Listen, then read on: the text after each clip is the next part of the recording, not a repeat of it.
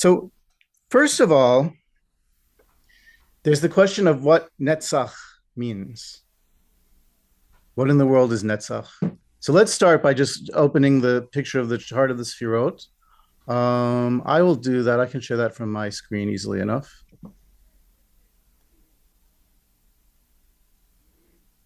And I know everyone's seen this many times if you go to Moshe, I imagine. Um, Here is Netzach. Can people see? Does my pointer show up? Yes. Okay, so you can see right here, there's Netzach in this chart. And this chart is a representation of the universe, of course, but it's also a representation of the body. But what does Netzach mean? See, if you look in Kabbalah, it's really clear how Chesed is different from Gevura. Chesed is the expansion, the overflowing, and Gevura is the limitation, the defining. And so there's no problem distinguishing between the two. But most of the time, when people talk about Netzach, they just say Netzach and Hod together. They don't say Netzach means this versus Hod meaning that. And the reason why is because by the time you get down there in the Sphirot chart, things are already so mixed together. Everything's thoroughly mixed in Tiferet. So then how it gets parted out as it leaves Tiferet and goes into Netzach and then Hod, there's not a lot of description about what that means or why it is even important. What we have, though, we have Netzach, which can mean endurance, eternity, stability, victory on the one side, and that's the right leg. And on the left leg, we have Hod, which is majesty, splendor, a particular kind of beauty, a particular kind of beauty. And in thinking about my evening with you tonight, I had a fair amount of perplexity and head scratching. What am I going to say about Netzach that is distinct? You know? And one thing that occurred to me, looking at these two, Netzach and Hod, these two not identical twins, is that Netzach is only known by waiting a long time to see what happens. That is, you may think something's enduring, but you won't really know that unless you wait. You may think that a victory has happened, but you really don't know that until you really wait around and see, did it stick? What's the outcome? What are the consequences of the outcome? A lot of things that look like victories end up not being victories in the end once one thing happens after another. So you have to wait to see, to know whether something has the quality of Netzach or not. Whereas splendor, majesty is exactly the opposite. Something has splendor or majesty, it means something that you can perceive in the moment. And it can be there for one moment and disappear the next. And it's just as real as if it stayed. The majesty happens in a moment and it doesn't have to continue in order to have been fully realized in that one moment. So we have on the right leg this idea of time and going through time and waiting for time and seeing what happens. And on the left leg, this kind of quality of an instant hit about what's true or what's not true. What's beautiful, what's majestic. So that on a time level, these two qualities, which are not very often distinguished, as I said, they're the opposite. One is an expression of the moment, and one is the expression of many, many moments strung together. Now, tonight isn't just Netzach, the week of Netzach, it's Netzach of Netzach. So every one of your sessions on counting the Omer is going to be Netzach of Chesed, Netzach of Gevura, Netzach of Tiferet. Next week will be Netzach of Hod. Today is Netzach of Netzach. So we're double Netzach tonight. What that means is something that's what I kind of want to explore with you tonight.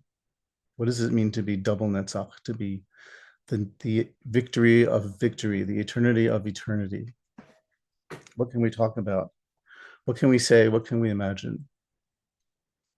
So that's sort of my basic set of thoughts. Since I care a lot about ecology, I'm going to try to bring some of that in. That's actually really key for most of my thinking. And since I like the Ishbitzer, I'm going to bring a text about Netzach from the Ishbitzer. The Ishbitzer is a Hasidic Rebbe of the like fourth generation, and well, he's quite well known in Jewish renewal circles. Have people heard of Ishbitzer before? Anyone? Yeah, cool, good. Any questions thus far or comments? No? Okay. I'm going to assume you have a picture of the spheroid in your mind well enough and stop the share for now.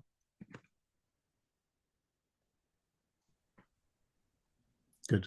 Yes, Dan? So are you saying so far that Netzach, which we have to wait for developing, is future oriented, whereas Hod is more the present moment? I mean, as opposed past, present, future. So Hod is the present, and Netzach is the future. Well, Netzach is any length, any stretch.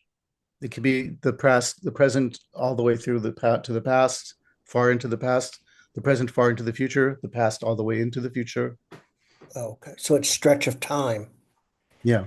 But in Okay, terms of knowing it, you can know something, but you don't know whether it's Netzach until you wait long enough to have some sense.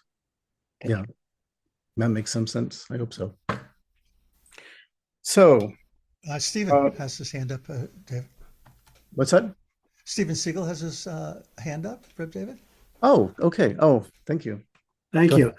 So I always have thought of my way of trying to understand the difference between these two was I think of Netzach as the entrepreneur sephira, where you put all this energy out and you put it out and you put it out, and you never know whether it's going to be a successful business or not.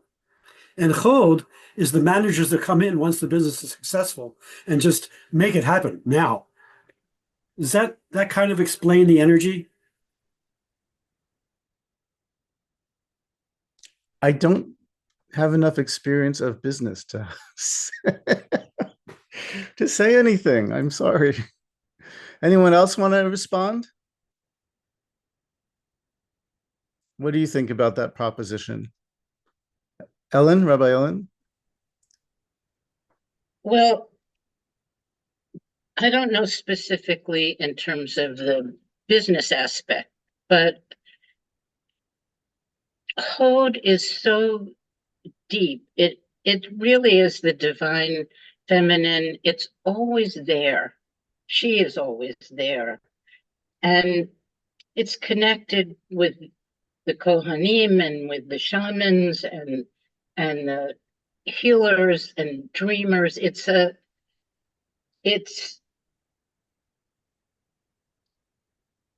very deep, and it receives Netzach's sort of like direct flow of creativity, of divine creativity that moves along.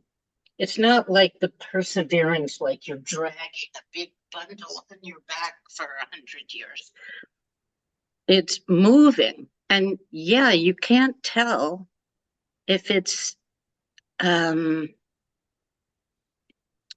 don't know the outcome, but the energy that it moves along and sort of offers into the great coffers, the great cauldron of Hod. I don't know, but that's what I responded at the moment. Hmm, that's interesting. That makes me think about something else, which is that the quality of what makes something majestic as opposed to just pretty,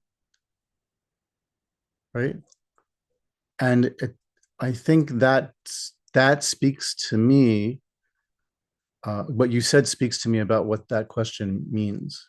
That is, it's not just beauty; it's a depth of beauty. It's beauty within beauty within beauty, layers of beauty, um, a beauty that you can see on the surface and then the deepest parts that you look. That that manifestation from the deepest to the most explicit, that is majestic, as opposed to just beautiful. You know, I don't know how that relates to the business analogy, Stephen. Do you have any opinion? No, I mean it's just that having come from business world, that's the kind of energy I feel when I meditate on these sephira. Interesting.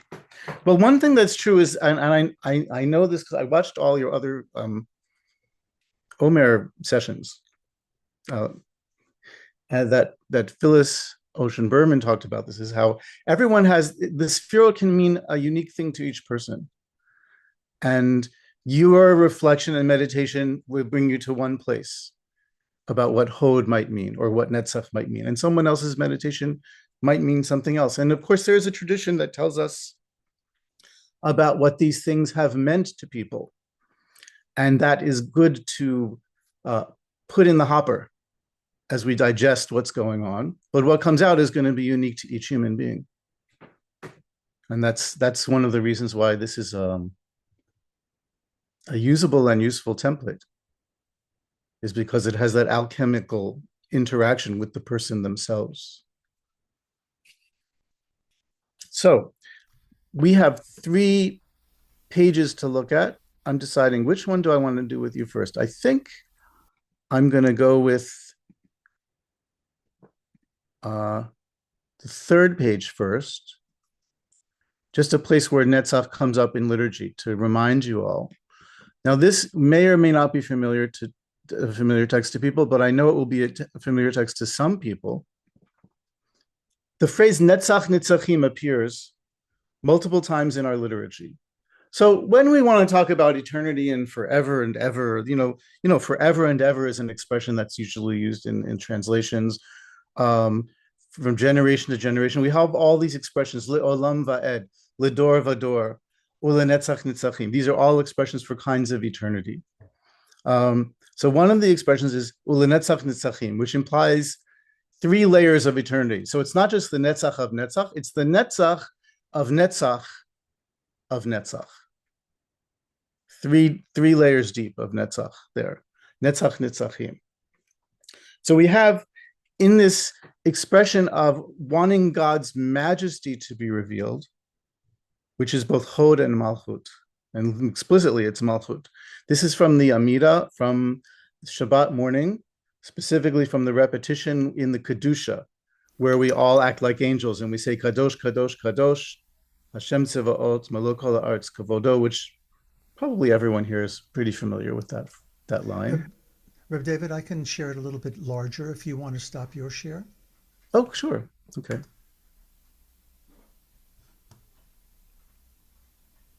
There you go.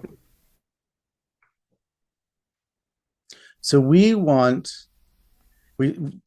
let's look at this here. From your place, our ruler, may you appear and rule over us, for we await you. When will you rule in Zion? There's a pleadingness going on here. In our lives and in our days, forever and further, may you dwell, may you be magnified, may you be sanctified in the midst of Jerusalem, your city, generation to generation, for an eternity of eternities. Ulenetzach nitzachim. May our eyes see your reign, as it said. Yah will reign forever. Your God, O Zion, from generation to generation. I just realized usually I don't leave things like the Lord in my translations, but that one slipped by me. Sorry. Anyway, you know what it means. It's Yud Hey Vav Hey.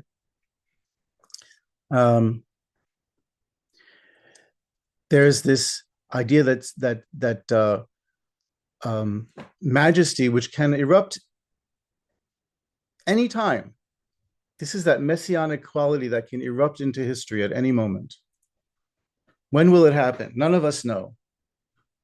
But when it happens, it will be an eruption of eternity into the moment. That is the majesty that erupts into our everyday sphere of life will instantly be understood to be L'netzach nitzachim. So it's kind of the opposite of what I was saying before, that there is a possibility for the messianic to already reveal its eternity in the moment.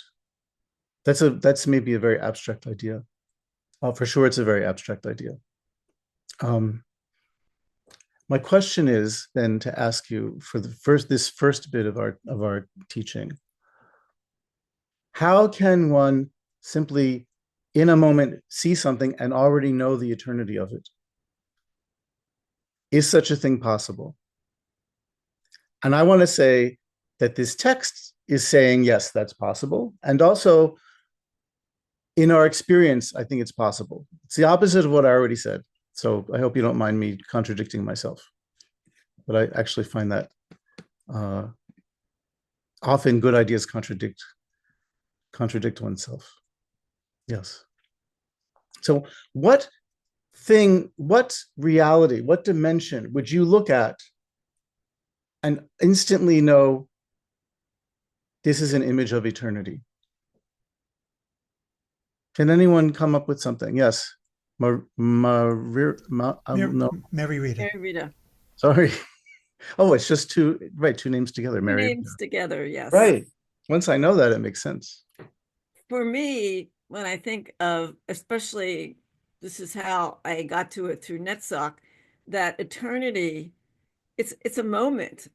I can look at the sky changing, in front of me, out my window, and there's just something that would just be like, wow, I like it's a moment and then another moment. For me, I can get to a place where in this moment, I that's eternity, and then the next one will be eternity. Mm-hmm. Now you talk about looking at the sky, and I think that's very important. What does the sky show us when we look at it? Because one of the things it shows us, well, let me not answer my answer first. Let's hear your answers. What does the sky show us? Let's read I want to read what Reb Mark put in the chat. To see a world in a grain of sand and a heaven in a wildflower, hold infinity in the palm of your hand and eternity in an hour. Exactly. Yes. Or in a minute, or in a second. Yeah. Right. That's William Blake. Yeah. Yeah.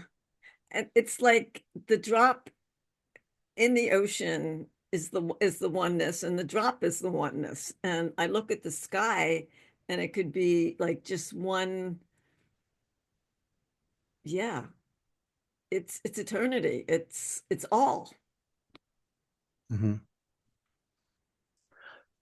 Other thoughts? I have a thought too to share, but does anyone else have something they want to share? Roxanne? This makes me think of possibly why I'm so attracted to archetypes, because, the person in front of you or what's happening in front of you, that's that moment, but it has a quality to it because of archetypes, because it's an archetypical moment or manifestation of an archetype. Mm-hmm. The archetype is an eternal pattern that becomes instantiated in a particular moment. Mm-hmm.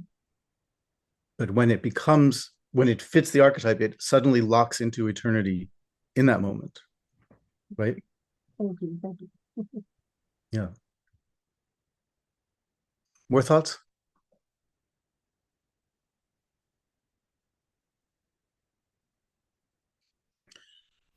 Well, something that's coming to mind for me is eternity. Thinking of Mashiach comes, it's going to be an intuitive explosion in which we understand that we are in the middle of God, and God surrounds us, and then behave accordingly. There is in the eternal realm information that we can access, and for some reason, while you were teaching, came to mind this theory that Bach intuited entire symphonies in a single moment, and then what he did was to expand that intuitive explosion into time, when he wrote it down and then, of course, articulated and expressed it to his musicians and then to his audiences. And so there's a large eternity that we have access to that also exists within. I'm not sure where that takes us, but that's what's Applying going it to on. music is actually an interesting question, which I want to come back to. I want to go backwards, though, to what Mary Rita said about the sky and reflect on the sky for a minute, and then perhaps come back to music. Because what we see in the sky are these infinitely changing patterns that are always this is not the right use of the term archetypal, but they all fit the archetype of sky.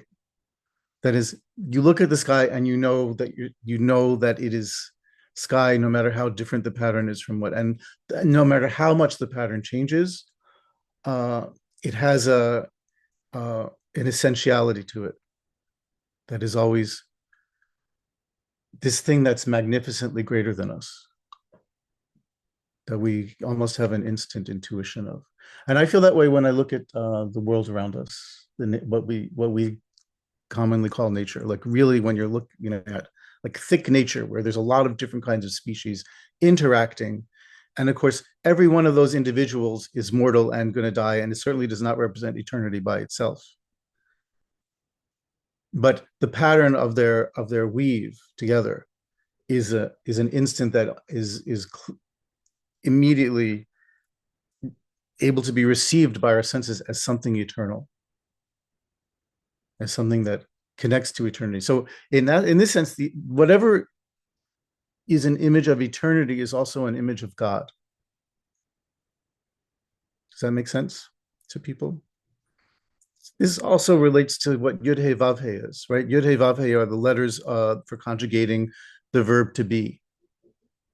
So they both mean this one single instant and all possible instants going back into the past and forward into the future. And so and it's the present containing the whole past and containing the whole future, which, whether we can see it or not, is always the case. But what we think of as experience of Netzach is when that opens up to our senses. So we see that.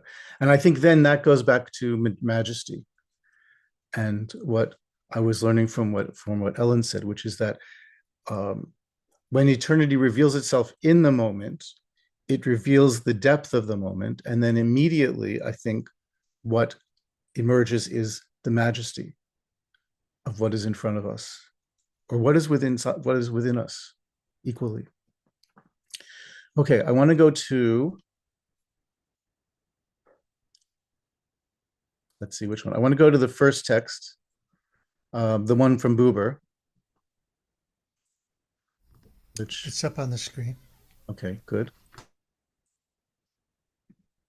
Oh, there we go. Okay, now I can see it right. Let someone else read. Dan, Dan and Moshe both have their hands up. Was that to read or to ask a question or make a comment? It was to make a comment in my case. Why don't you do that first before we read this? Thank you, because while we're still on eternity, and it's once I realized what I'm about to say, it became so obvious, but I never thought of it this way, that we each as people represent eternity, right? Because we are carrying the DNA, obviously, of our parents, whose DNA was from their parents, from their parents, from their parents, from their parents. So we are really carrying, however many years of decades, generations of DNA right in our bodies every day. So we are eternity. And it goes back way before human species, right? Mm-hmm. If you believe that stuff. Mm-hmm. Are we anti-evolution? Go ahead, Dan. Dan's just anti-human. No, go ahead, Dan. No, my comment was actually going to be that part of what what I think of when you're talking about Netzach, in the sense of eternal and victory, is sort of the way I think of the holiness, that's a hard word for me to use, but the holiness of time and energy that is that has its rhythms, its flows and everything, but the holiness of it is that it's moving towards the more beautiful, the more complex, the more, I guess what I'm referring to is evolution. So there's something about Netzach which fits to me, that it's not just eternity neutral, it's eternity towards something good, towards something better, whether it's, if you want to think about it in terms of the Mashiach, but just in terms of increased complexity and beauty. So that's where, I mean, evolution fits in for me with this, and unless I'm way off base with all of that. I wouldn't say you're off base by that at all. I would, when you talk, I am reminded of the fact that while complexity is building up in life, and life is sort of a complexity making machine, the universe in a broad physics sense is following the second law of thermodynamics, and we are increasing in entropy, not decreasing, although complexity and life appears to be always decreasing entropy to increase complexity. Right. Well, that's a somewhat esoteric conversation. So yeah, I mean, my comment about that is just that if you follow, if entropy is the driving force, then we all should be diffusing into mush. And yet there's something which you might yes. want to call godness or God energy, is making more complexity, taking energy and doing something with it and creating. And that's goes against entropy.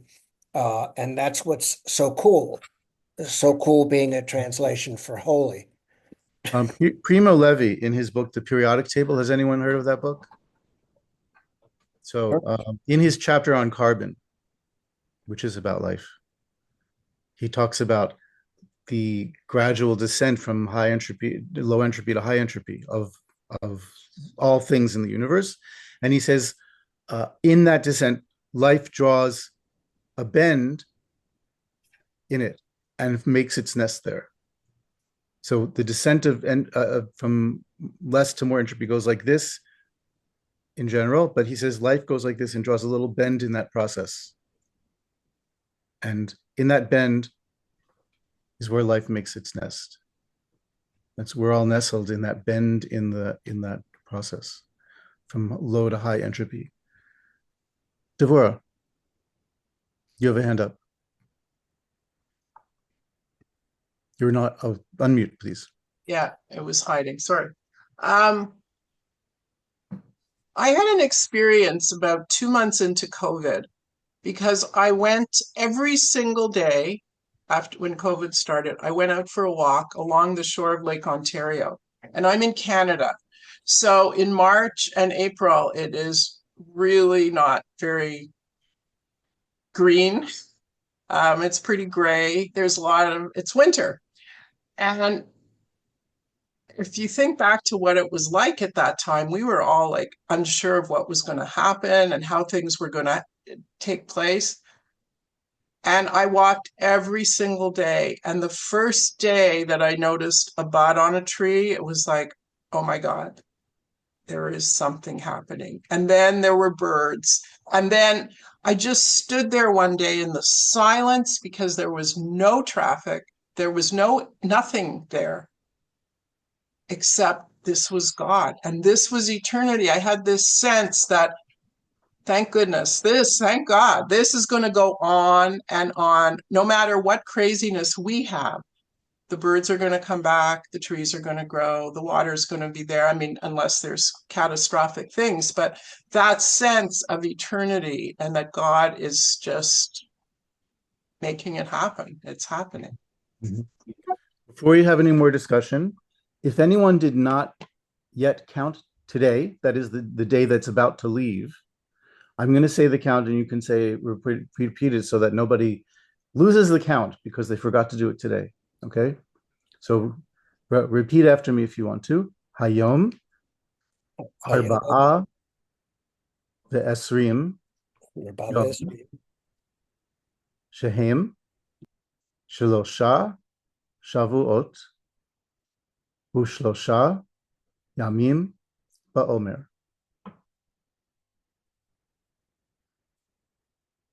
Tiferet Shebenetzach. And now, in a little while, we'll get to the day that we're actually about to be in.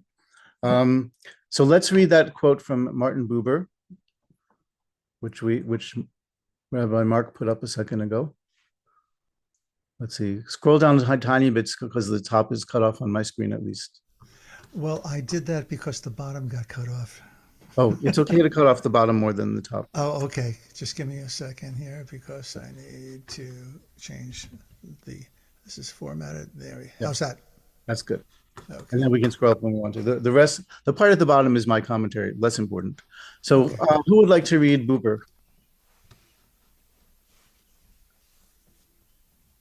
Go ahead. Actually, I couldn't see who had their hands raised. These are the spheres in which the world of relation is built. The first, life with nature, where the relation sticks to the threshold of language. The second, life with people, where it enters language. The third, life with spiritual beings, where it lacks but creates language. It lacks but creates language. In every sphere, in every relational act, through everything that becomes present to us, we gaze toward the train of the eternal you. In each, we perceive a breath of it. In every you, we address the eternal you. But when the perfect encounter is to occur, the gates are unified into one gate of actual life, and you no longer know through which one you have entered. Great.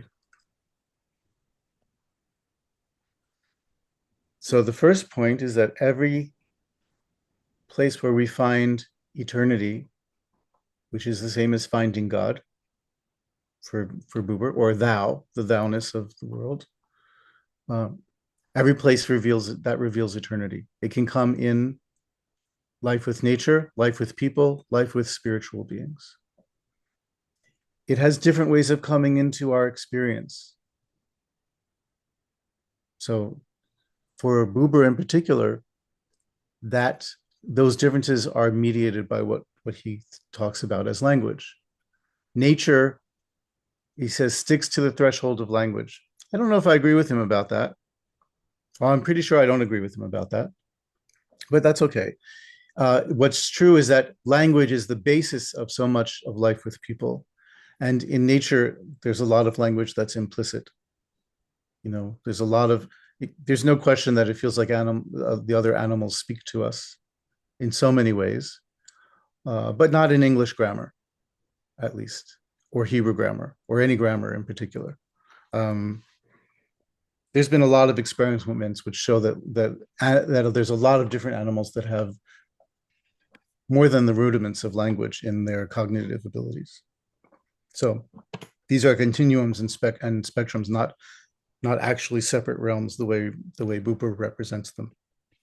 But either way, in people, life with people, we access eternity often through language, how we speak about things, as we do with prayer, which is, prayer is trying to use language to access eternity. That's sort of maybe an essential definition of prayer, is to use language as a way to access eternity.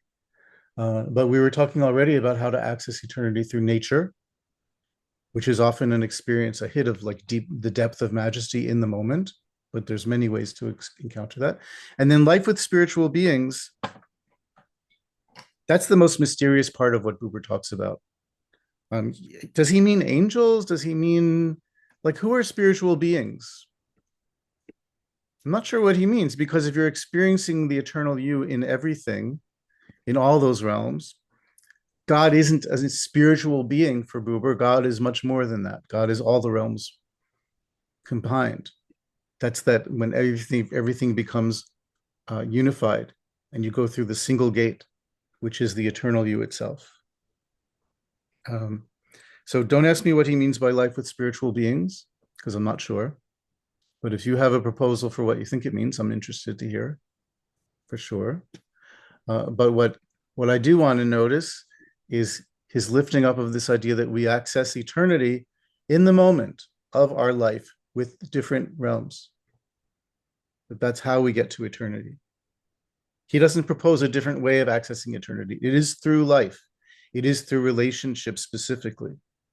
So I, thou is all about relationship, the I and the thou. When you are in relationship, your I, what I means to you is different. There's a different I inside you when you're in an I, thou relationship than when you're in an I, it relationship. The I itself is different. Capital I, ego, human, the persona. Oh, I'm just looking into I'm going to read the comments because I think that's worth doing. My dark glasses, the miracle of cataract removal. Happy to be here. Oh, that's beautiful. Every moment is infinite. We have what Reb Mark said from William Blake. Baba Jean, the infinite interior, Stephen Siegel, or into unity. Baba Jean, and there may be more doorways. Yes, every side has a side. There are many, many doorways. So these are three major archways through which one passes that Buber is describing. But they all are pathways of getting into eternity and connecting with eternity.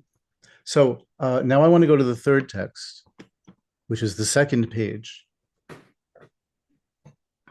Actually, before I go, do the first, so I can let's read the questions that I put there, because they're worth at least noticing.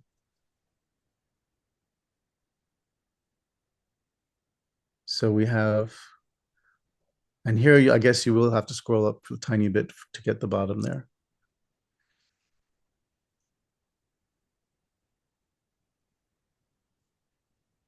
Thank you, Reb Mark.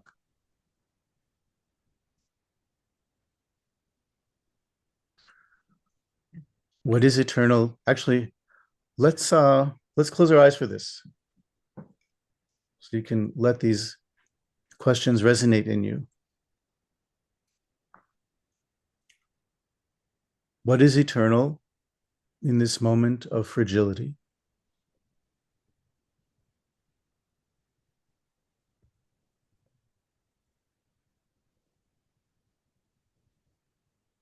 When and where do we connect with the eternal amidst these moments of counting the days of the Omer, the days of the springtime, the days of returning, surging, changing?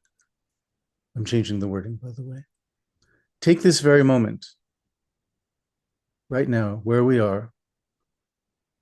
What is settled in your soul? What are you sure is true? What feels unstable, unsettled?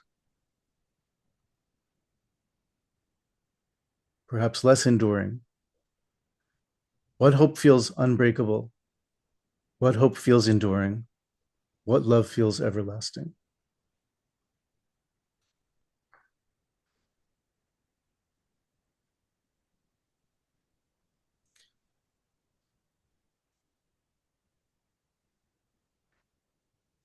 Now let's go to the next page.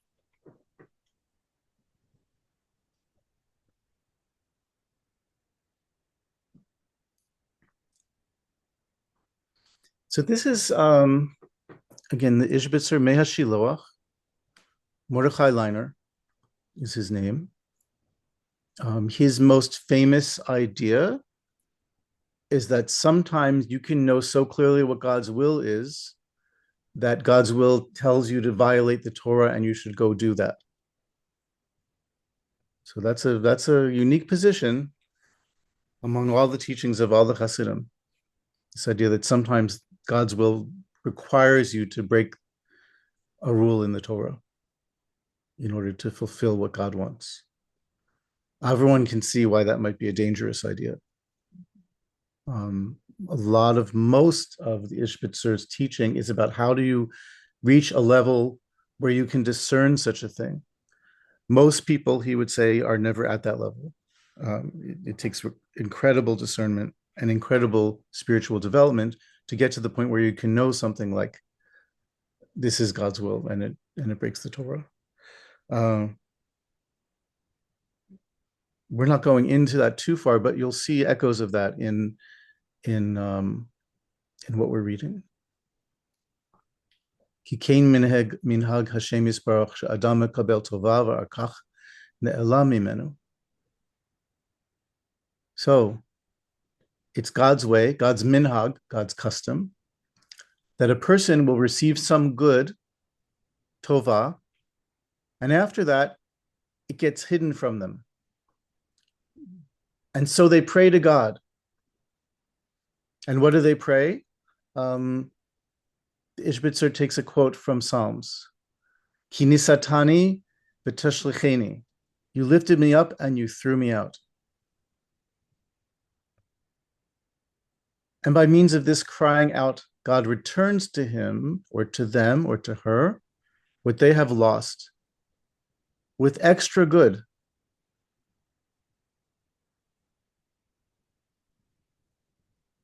And through this,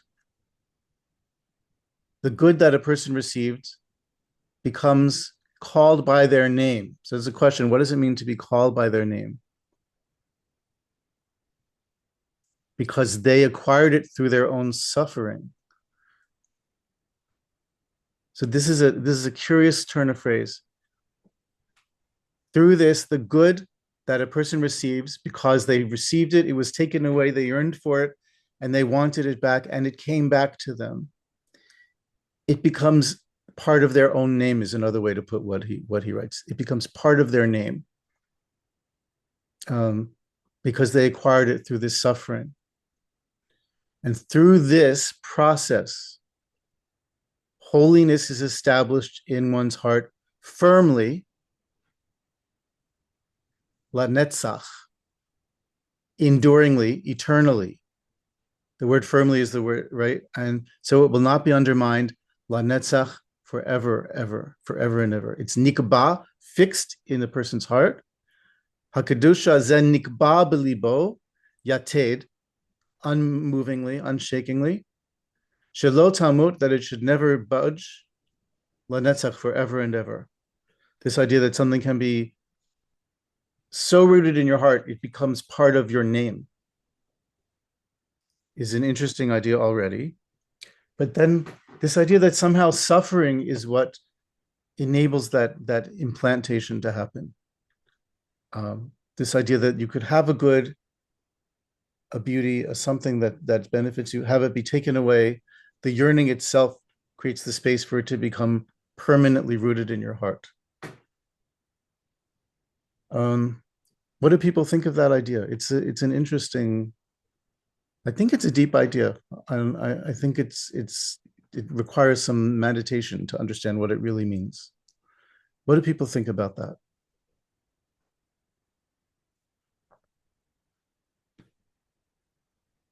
By the way, I can't see all your hands if you raise your hands because of the way it's laid out on my screen. I can see people. I'll call on if any. Okay.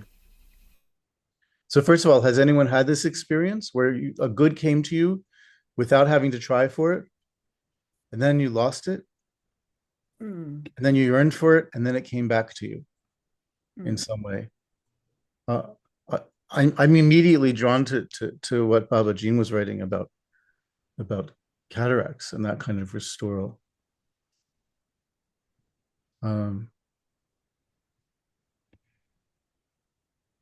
Thoughts, or are you all speechless? Oh, Mary Rita. Yeah,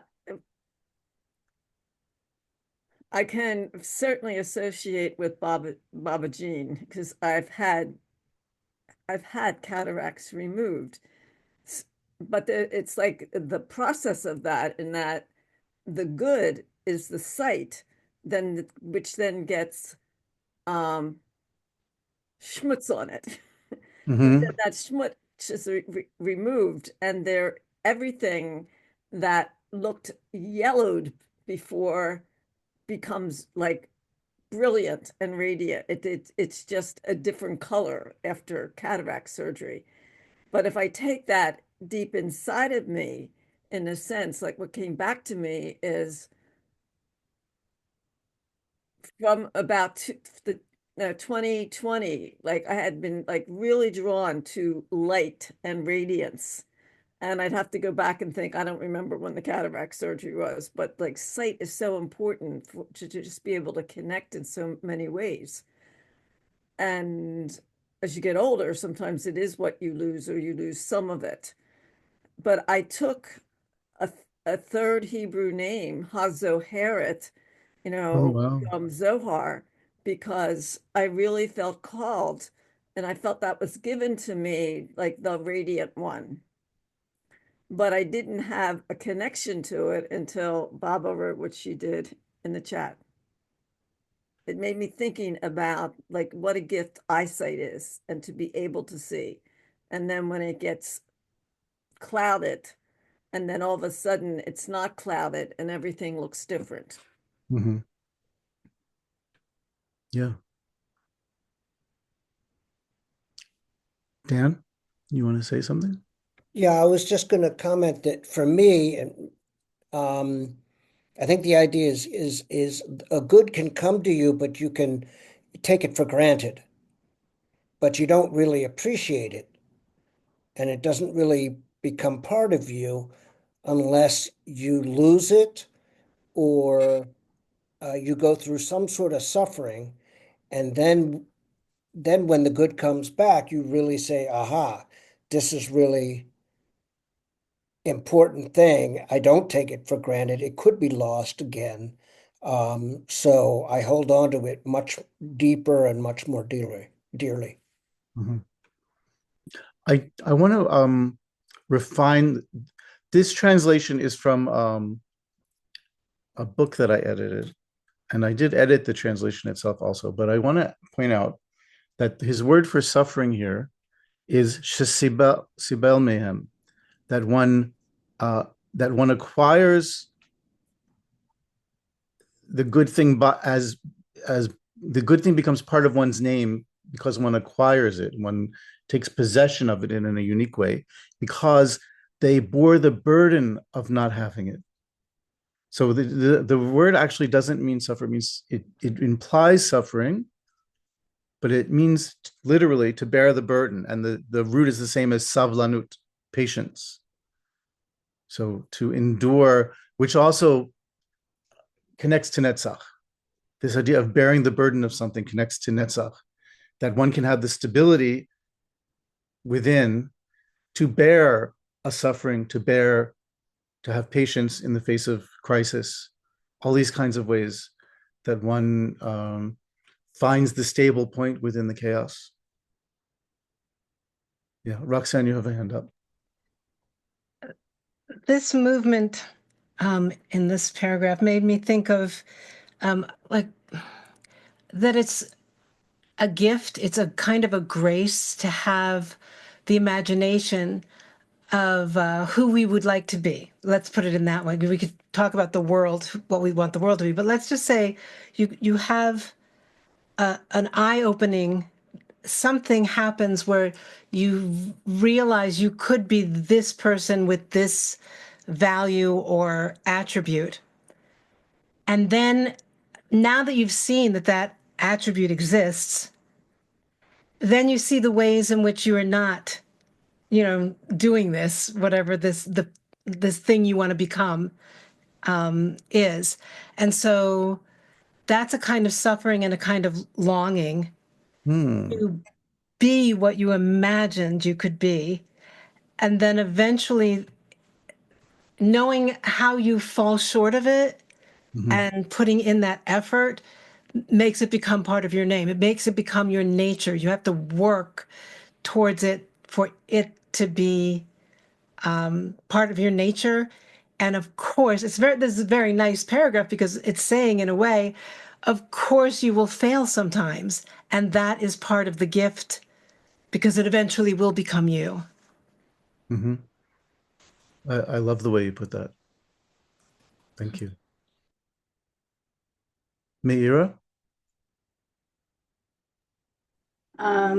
It seemed to me, as somebody who is a cancer survivor, that you have good health until you don't. And then you have to go through this process of endurance. And you are forever a person who have had cancer. It's part of who you are, even when you don't have cancer anymore. The experience itself has changed who you are and how you view health and how you view the preciousness of life. Mm-hmm. Well, Ellen, and then Baba Jean. I forgot. Let me see. Oh, it just connected with holy longing for me. That allowing that, which relates to what you wrote about fragility, allowing your longing to be really a holy longing for a broader and deeper connection with the wider reality and whatever. But that's all. Baba Jean? I know that there's a lot of ideas, and then I also know that there's this place I go that is free of ideas. Yes. And there was for some reason, this line came to my mind in a book that I read when I was like 15, and it was called Light on the Path. And it was the first quote, and it was, "Before the eyes can see, they must be incapable of tears." And it took me at least 40 years to understand that line, because I hated it, because I was a teenage woman who cried all the time. But I slowly understood that it's our biases, it's our ideas of what good and bad are, it's all of these hopes and fears that take us off of that millisecond of the infinite. That's like the place between the directions, you know. And when you get there, there is no longing, there is no being better, there is no being worse, there just is. And yet, it's not a place that we can move through time with. It's a place that we leave time with. It's that whatever you said about the infinite feminine, that container of stuff that isn't linear, you know. So we're both, right?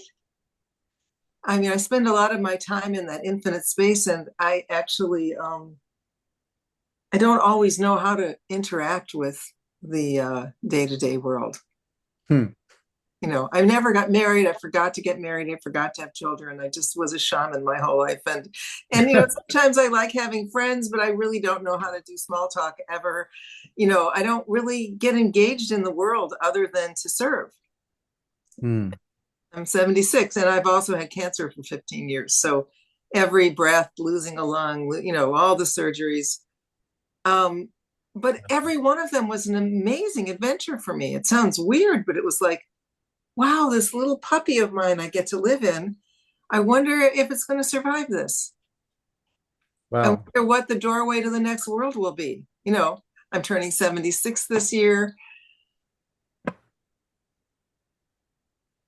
You know, it's just, it's not that far away, the infinite. It's really as close as our next breath. Always. I don't even know how to long for it. I just enter it. And then I lose it, and then I find it. But I don't get back. I am bowled over by what you're saying. It's really great. Very, very full of all kinds of wisdom and complexity. And I love you all. I just love our longing.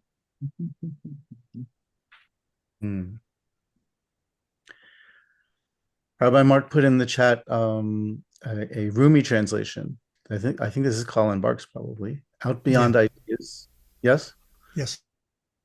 Out beyond ideas of wrongdoing and right doing, there is a field. I'll meet you there. When the soul lies down in that grass, the world is too full to talk about. Usually I only hear the first half of that and not the second half. By the way, the actual Arabic, not Arabic, Persian is out beyond ideas of, well, the Muslim equivalent of kosher and treif. So it's not just right wrongdoing, right doing. It's the idea that there is a plus side and a minus side of anything. It doesn't have to be moral. It can also be aesthetic. It can be all kinds of difference in the actual Persian. Out beyond ideas of wrongdoing and right doing, there's a field. I'll meet you there. Okay, there's a field. Great, I'll meet you there. When the soul lies down in that grass, the world is too full to talk about. Like we're doing a lot of talking about right now. When we get there, we won't need to be talking. That place is Malo Kol Haaretz Kevodo. Something we don't pay attention to often enough. The depth of that line that we say by rote again and again. Kadosh, Kadosh, Kadosh, Yatziv Ot Malo Kol Haaretz Kevodo. Holy, holy, holy. Why 3 times? Holy, double, triple. Holy, holy, holy is Adonai of myriad hosts, many infinite beings. The fullness of the earth. It's not the whole, does not mean the whole world is full of God's glory. It means the fullness of the world, the fullness of the earth.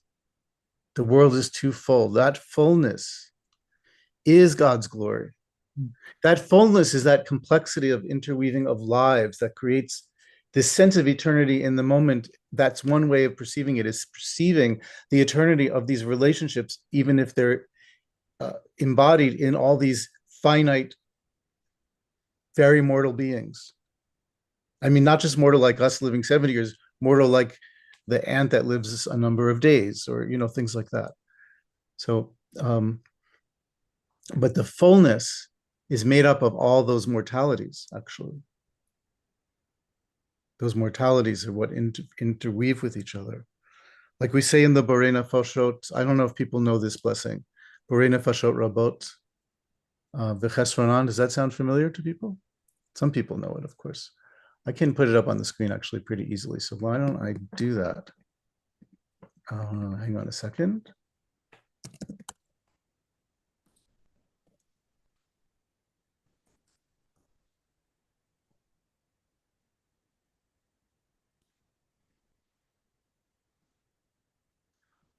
Okay, I'm going to put this on the screen now.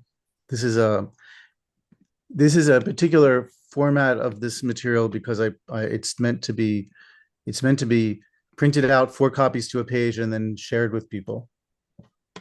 But blessed be you who creates many living souls, all of them having needs. Chesronan, everything that they lack, is what that means literally. For all you created, and their need for each other, the soul of every life and all life comes alive. Blessed be the life of the worlds. God is the life of the worlds because life comes alive. God isn't just the life that's sitting there on the side and then injecting life into creation. Creation becomes the life that is God, that is this potential that becomes real. That becomes real because of everything being mortal, everything having their lack, everything having something missing that they need from something else, so that the world becomes a world of relationships.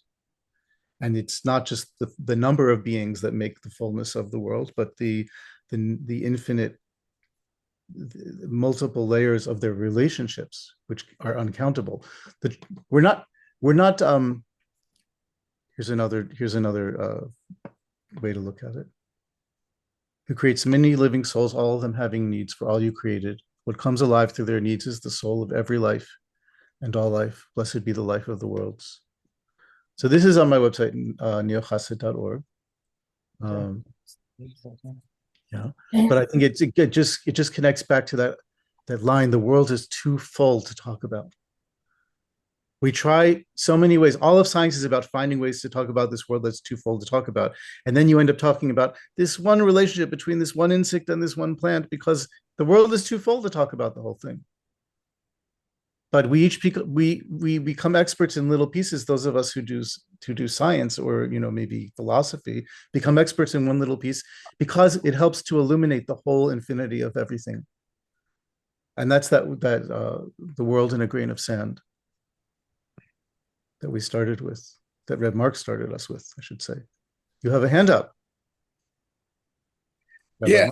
If I could, or do you, okay. No, that's fine. Go ahead. Yes. Just two kind of general comments that are going in and out of my brain is that this infinite is what we have faith in to help us deal with our fragility.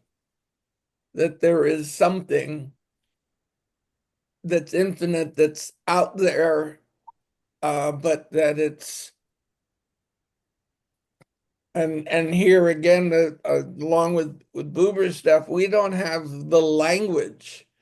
We wrestle with what do we call Yud Hey Vav Hey, and so to me, that's what I have faith in, that there is, infinity, and that had some boundaries because those boundaries are needed to control or allow us to tolerate entropy.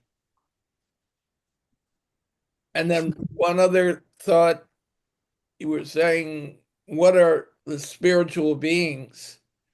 Is it possible that the spiritual beings who are those who are ahead of you in this journey and have had more of the suffering and the blessing, and that they are perhaps in your model approaching infinity, and they are the spiritual one, the God that's in human form until it's not. Many things are possible, so that seems possible to me. Lamed Vavniks. What's true is that we all can be that level of spiritual being for some other people, and whatever moments are the right moments for us to be there. And that's a wonderful thought. And so can the world of nature become the world of spiritual beings. I have a book, Kabbalah and Ecology. The subtitle is God's Image in the More Than Human World, because everything that's more than human leads us to the sense of the infinite, whether it's nature in the physical sense or nature in the highest spiritual sense, that is spiritual beings. But also we human beings have within us that same endlessness that we show to each other, and we inspire each other with it. It is 8:39, which means it is about time to count the Omer. How about that? Mark, you had a hand up. Did you want to say something, or were you about to say, let's count the Omer? Unmute. Thank you. I was actually going to say both things. The Mea Shiloach offers a nonverbal solution to the sense of separation, which is what I'm hearing from the hiddenness, or the feeling of hiddenness, and calling out that don't cast me out, or the realization that we've been casting out.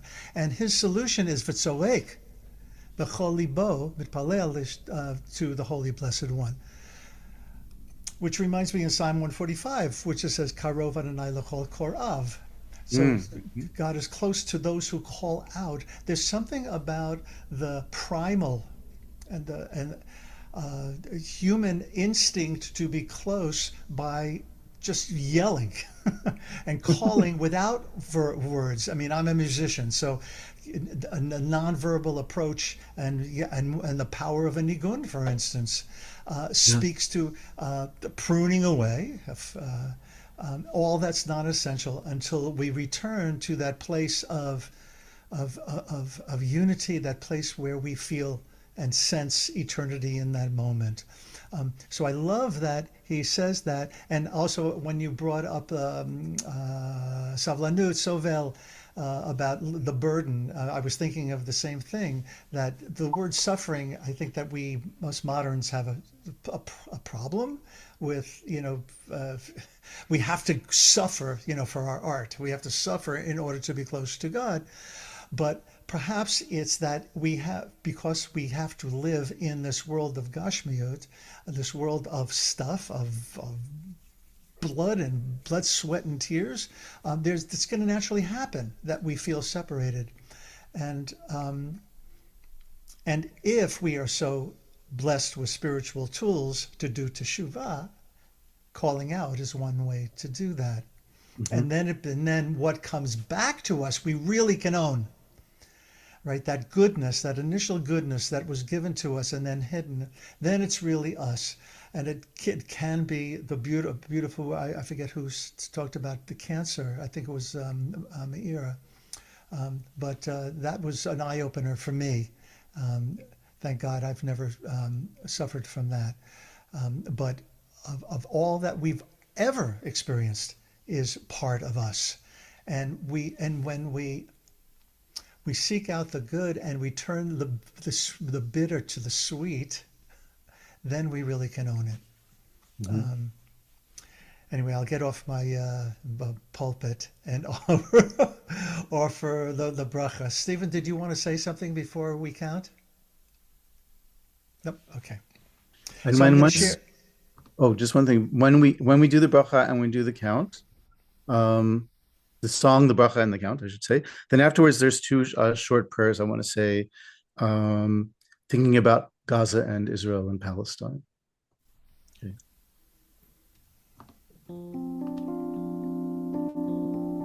For those of you who know it, please join me. If you don't know it, make believe you knew it all along and join me. L'shem yichud Kuchabrichu shechintei Hineni mochan u'mezuman Lekayem mitzvat aseh Shel sfirat ha'omer Shel sfirat ha'omer Shel sfirat ha'omer Shel sfirat ha'omer Sheva Shabbatot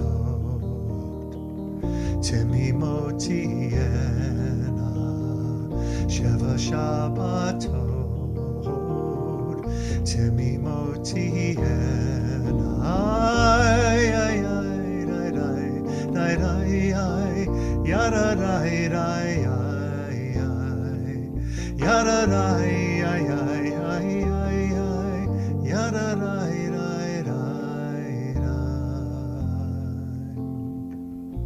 So before I say the bracha, Reb David, would you like to insert, or do you want to wait until after we count? Oh, I want to wait till after, but I do want to remember, just before you say the bracha, we're exactly halfway to Revelation tonight. Netzach Shel Netzach is exactly halfway on our journey. Baruch atah havaya Eloheinu ruach haolam asher kiddushanu b'mitzvotav v'tzivanu al sfirat ha'omer al sfirat ha'omer al sfirat ha'omer al sfirat ha'omer.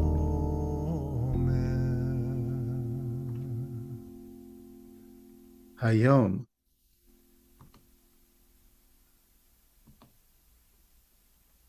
Chamisha Ve'esrim Yom Shehim.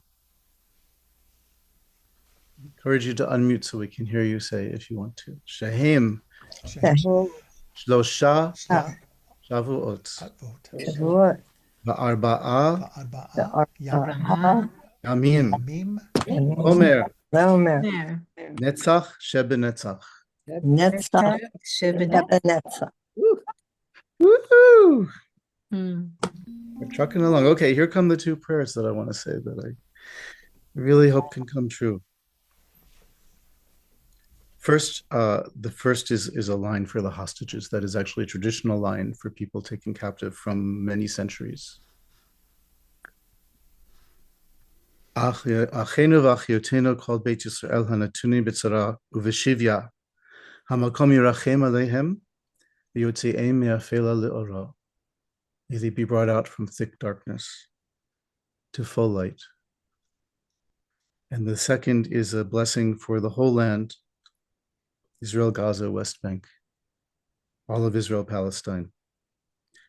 I'll do the English and then the Hebrew.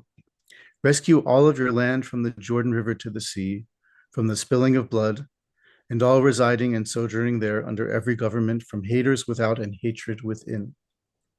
Grant peace and abundance and healing throughout the land, and secure calm to her defenders, lasting joy to all her inhabitants, and real hope for all her peoples. Hatzelna et kol artzecha bein Yarden liam, b'shfichot amim, v'kol hayoshvim ba tachat kol shilton misonim b'chutz u'misina b'fnim, v'natata shalom v'shefa refuah b'chol ha'aretz, v'shavalim gineha simchat olam l'kol yoshveha, v'tikva tova l'kol ameha, v'nomar amen. Amen. Our heartfelt thanks and gratitude, Reb David. Thank you. It was such a joyous pleasure to be with you. It was beautiful, it was deep, and I want to thank you all for your holy presence this evening. We are getting there. I can see the mountains in the far distance. I want to thank all Moshniks and all visitors to Mosh. Thank you to all of our visitors who have made donations that have allowed this holy project to continue through the 7 weeks. It allows us to do special programmings like this. You are welcome to come join us anytime. Next week, we will continue with Hod. And you're all on the mailing list, so you'll be getting a reminder about that. And feel free to tell a friend. You don't have to have watched the videos, or as you know, participate in any of the past weeks in order to get a lot out of this. So I would like to end by singing Achenu. Which we do every Tuesday and Thursday. We at 6 to 6:15 Eastern Time. We have a prayerful gathering. It started out as a prayerful gathering for peace, and it turned into a prayerful gathering for hope. This is all since October 7th. Mm-hmm. And right now, we're not quite sure what we're praying for, given the news of the last few days, but I want to believe, and so the people who come, and I invite you to come join us, that there is power in continuing in praying and being Edim, witnesses for the captives who we pray are still living. There's power in supporting each other and holding each other in this sacred space, and being seen and being heard, and continue to holding each other through the suffering that the entire world seems to be in at this moment. So with that, thank you again. And I'm going to share the lyrics with you. Again, let's sing it together. Achenu kol Beit Yisrael, Achenu kol Beit Yisrael, Hanatunim B'tzara uvashivya homdim bein bayam uvein bayabasham. Hamakom yirachem aleihem v'yotziei mitzara lirvacha me'afela leora u'mishibur legulashta bagala uvizman karim. Let's sing it as an igun.